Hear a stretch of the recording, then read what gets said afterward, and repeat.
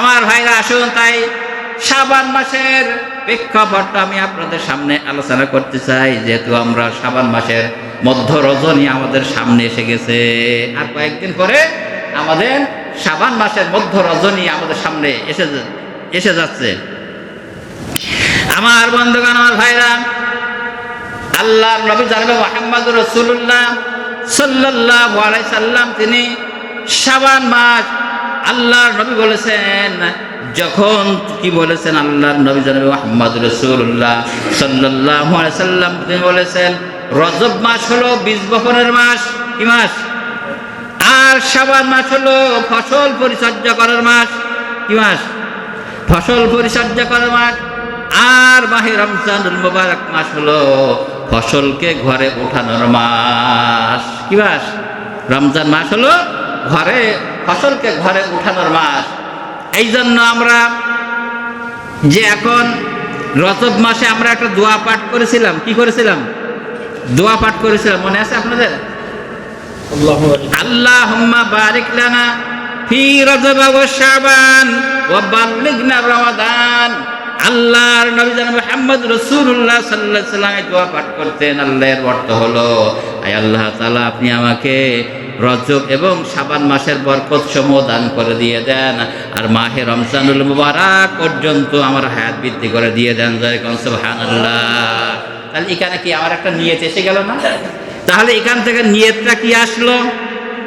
নিয়তটা আসলো, আপনারা মনে করেন অনেক ব্যবসায়ী আছেন, নিয়তটা এরকম হতে পারে যে রমজান মাস আসতেছে, বেশি বেশি কাপড় চোপড় দোকানে উঠানো দরকার।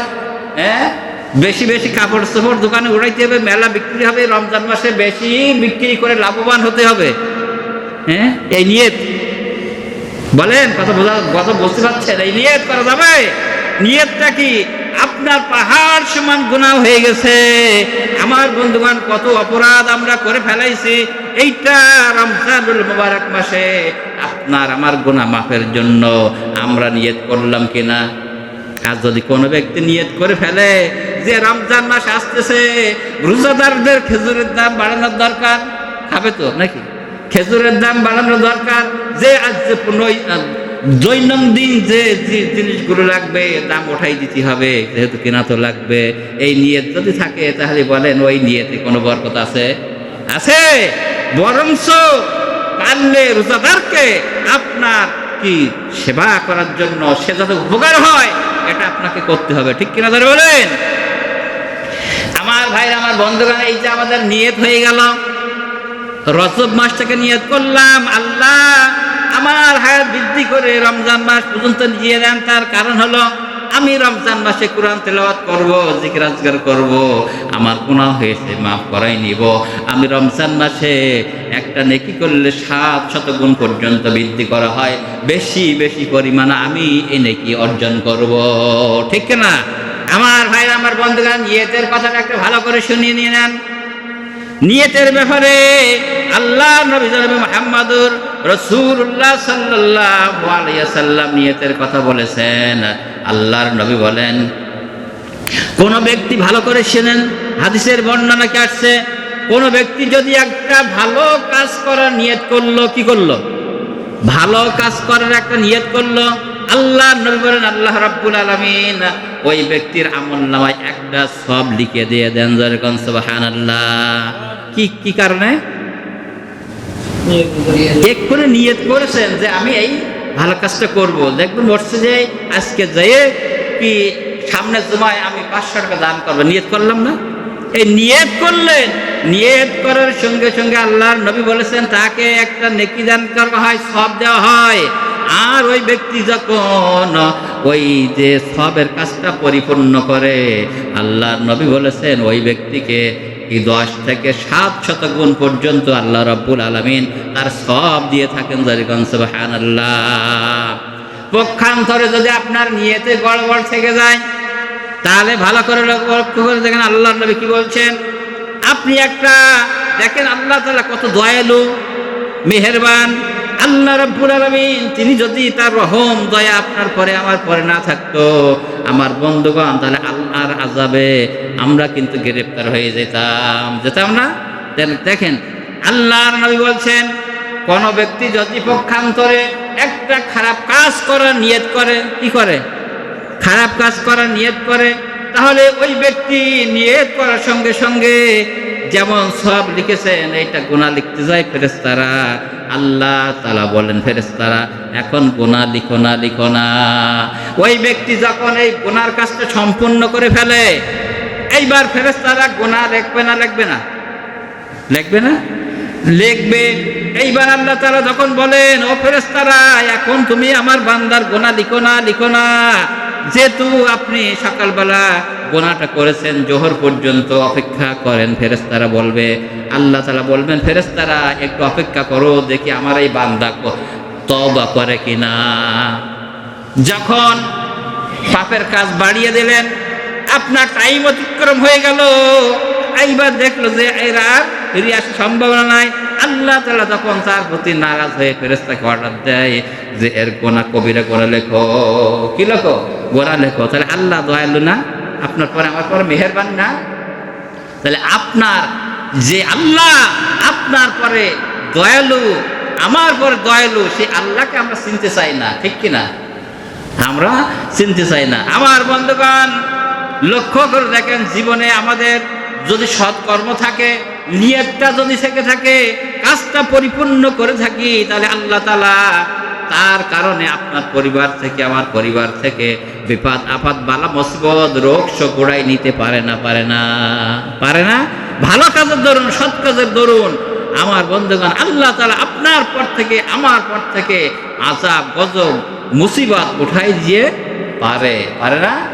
পারে। আর একটা হাদিস বলে যাই, যেহেতু সামনে এসে গেল কথাটা তাই বলে যাচ্ছি। আল্লাহর নবী জনাবে মুহাম্মদুর রাসূলুল্লাহ সাল্লাল্লাহু আলাইহি সাল্লাম তিনি বলেন, বনি ইসরাইলের তিনজন ব্যক্তি, কয়জন ব্যক্তি ভালো করে খেয়াল করেন কিন্তু, তিনজন ব্যক্তি কোথাও যাচ্ছিলেন, সফরে বেরোলেন, যাইতে যাইতে রাত হয়ে গেছে, রাত্রে থাকার জায়গা নাই। তিনজন ব্যক্তি পরামর্শ করলো যে থাকার তো জায়গা নাই, বিরাট পাহাড় দেখা যাচ্ছে, এই পাহাড়ের ভিতরে গুহা আছে, এই গুহার ভিতরে আমরা রাত্রে অবস্থান করব। কি করব? রাত্রে এর ভিতরে আজকে আমরা রাতটা এখান থেকে কাটাবো, তারপর সকালবেলা আবার চলে যাব। আমার বন্ধুগণ আর ভাইরা, তিনজন ব্যক্তি গুহার ভিতরে, এটা কিন্তু কোনো গল্প নয়, হাদিসের কথা। আমার বন্ধুগণ, ওই তিনজন ব্যক্তি গুহার ভিতরে আশ্রয় নিয়েছেন। তারা গুহার ভিতরে যখন আশ্রয় নিল, দেখা গেল কোথার থেকে যেন একটা বড় পাথর এসে গুহার মুখ আটকাই দিয়েছে। কি হয়েছে? গুহার মুখ আটকাই গেছে। এখন গুহার মুখ যদি আটকাই যায় তাহলে অসুবিধা না খুব। আর ওই রকম হয়ে গেলে যখন বাইরের দেশে আপনারা যদি যান, ওখানে যদি একটা বিপদে পড়েন, তাহলে আরো হতাশ হয়ে যায়, তাই না? তাহলে গুহার মধ্যে গেল, তারপরে যদি পাথরটা আটকাই দিল, তাহলে তানারা কি খুব বিরাট মুসিবতের ভিতরে পড়লো না? আমার ভাই, আমার বন্ধুগণ, তখন আল্লাহ তাআলার কাছে প্রার্থনা করছেন। আমার বন্ধুগণ, আমার ভাইরা, কিভাবে পাথরটা সরানো যায়? সবাই আগে চেষ্টা করলো, কিন্তু পাথর সরল না সরার কারণে এইবার ওর ভিতর থেকে একজন বলল যে আমরা যে জীবনে যে সৎ কর্ম করেছি কিনা, ভালো কর্ম কোনটা করেছি, এইটা আল্লাহ তাআলার কাছে জানিয়ে আমরা যদি প্রার্থনা করি, আর দেখি এর বিনিময়ে আল্লাহ পাথরটা সরাই যায় কিনা। কি করে? যে আমরা যে সৎকর্ম করেছি, ভালো কাজগুলো করেছি, জীবনে কোনটা করেছি, কাজটা আমার সামনে এনে আল্লাহ তাআলাকে বলি যে আল্লাহ এইটা আপনার জন্য আমি করেছি, এর বিনিময়ে আপনি পাথরটা সরাই যান, দেখি আল্লাহ সরাই দেয় কিনা। প্রথম নম্বর দোয়া করা আরম্ভ করে দিল আল্লাহ তাআলা। রব্বুল আলামিন, আমার একটা চাচাতো বোন ছিল, এই চাচাতো বোন খুব সুন্দরী ছিল, আমি তার সঙ্গে বহুত দিন ধরে সম্পর্ক করে আসতেছিলাম। এক পর্যায়ে আমার তার উপরে নজর এসে গেল, খারাপ কাজ করব এরকম একটা নিয়ত এসে গেল। আমি তাকে ফুসলাই একটা নির্জন জায়গায় নিয়ে গেলাম তার সঙ্গে অবৈধ কাজ করার জন্য। এরপরে আমি যখন সেখানে নিয়ে তার সঙ্গে এইরকম খারাপ কাজ করার নিয়তটা করলাম, উদ্যত হলাম, ওই ব্যক্তি, ওই চাচাতো বোন আমাকে বলল, ও আল্লাহর বান্দা, তুমি আল্লাহকে ভয় করো। এই কথাটা বলার সঙ্গে সঙ্গে আমার অন্তরটা কেঁপে উঠছে। আমার বনে বড় তখন ঈমান জাগ্রত হয়েছে, আমার ভয়ের সঞ্চয় হয়ে গেছে। আল্লাহ তাআলা, আমি ইচ্ছা করলে ওই দিন আমার চাচাতো বোনের সঙ্গে খারাপ কাজ করতে পারতাম, কিন্তু আপনার কথা বলার কারণে আমার ভয়ে আপনার ভয় আমার অন্তরে এসে গেছে। আল্লাহ তাআলা, ওই দিন থেকে আমি এই খারাপ কাজ ছেড়ে দিয়ে আমি চলে আসলাম। আল্লাহ, এটা যদি আপনার ভয়তে করে থাকি, মেহেরবানি করে আমাদের যে সামনে যে পাথরটা আপনি সরাই দিয়ে দেন। আল্লাহর নবী জনাবে মুহাম্মদুর রাসূলুল্লাহ সাল্লাল্লাহু আলাইহি সাল্লাম বলেন, তখন গুহার মুখ থেকে পাথরটা একটু সরে গেল। জোরে কোন সুবহানাল্লাহ। কি করলো? পাথরটা একটু সরে গেল। আমার বন্ধুগণ, আমার ভাইরা, এরপরে পরবর্তী লোক বলছেন, রব্বুল